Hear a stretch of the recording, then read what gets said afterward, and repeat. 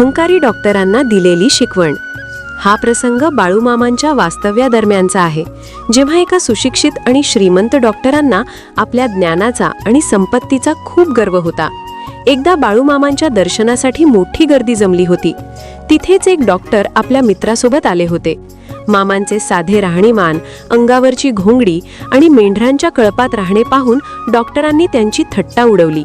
ते म्हणाले, हा कसला देव, घाणेरड्या कपड्यात राहणाऱ्या या मेंढपाळाच्या पाया का पडता? बाळूमामा अंतर्ज्ञानी होते. त्यांनी लांबूनच डॉक्टरांकडे पाहिले आणि ओरडून म्हणाले, काय रे डॉक्टरा, खूप शिकला आहेस ना? मग जा, तुझ्या घरातल्या त्या कपाटातल्या तिजोरीचा पत्ता लाव, जी आज बंद होणार आहे. डॉक्टरांना सुरुवातीला काहीच समजले नाही, पण मामांच्या शब्दात इतकी जरब होती की ते घाबरून घरी पळाले. डॉक्टर घरी पोहोचले तेव्हा त्यांना धक्काच बसला. त्यांच्या घराला अचानक आग लागली होती. आश्चर्याची गोष्ट म्हणजे ज्या तिजोरीत त्यांनी कष्टाचे पैसे आणि दागिने ठेवले होते, ती तिजोरी आगीमुळे वितळून जाम झाली होती. त्यांचे सर्व ज्ञान आणि वैद्यकीय कौशल्य त्या आगीसमोर हतबल झाले. डॉक्टरांना लगेच आपल्या चुकीची जाणीव झाली. ते पुन्हा धावत बाळूमामांकडे गेले आणि त्यांच्या पायावर लोळण घेतली. ते रडू लागले आणि माफी मागू लागले.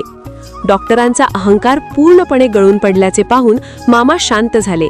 ते मऊ आवाजात म्हणाले, पैशाचा आणि शिक्षणाचा गर्व मानवाला आंधळा करतो. जे कमावले आहे ते एका क्षणात जाऊ शकते, हे लक्षात ठेव. असे म्हणतात की बाळूमामांनी दिलेल्या आशीर्वादानं डॉक्टरांच्या नुकसानीतून मार्ग निघाला, पण त्या दिवसापासून तो डॉक्टर मामांचा सर्वात मोठा भक्त बनला.